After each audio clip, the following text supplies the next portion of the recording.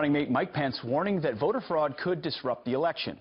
The Republican ticket now urging supporters to, well, be their eyes and ears on the ground.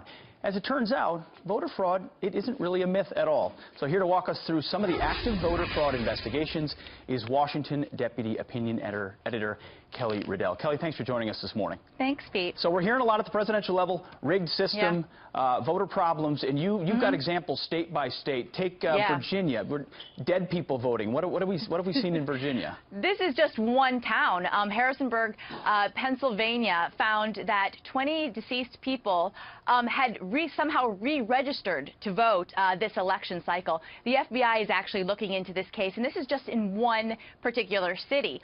Also in Virginia, you have 1,046 people, and this was a study that was just done this month, who are illegal aliens that have registered to vote in the state.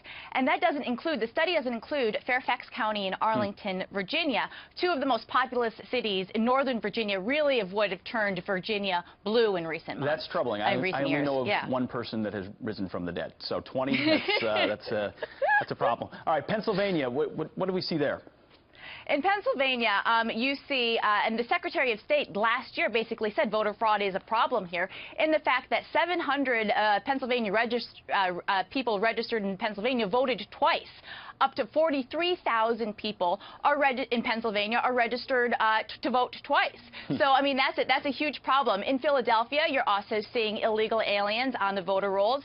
86 were drudged up, and those were only because they self-reported. It's really an honor system here. So when they went to renew their driver's license, somebody at the DMV was like, "Oh, well, I mean, are you legal, illegal? Maybe you shouldn't be voting." Let me tell you what I am. So the cases are a lot more. Let me tell you. Oh, maybe I shouldn't be voting.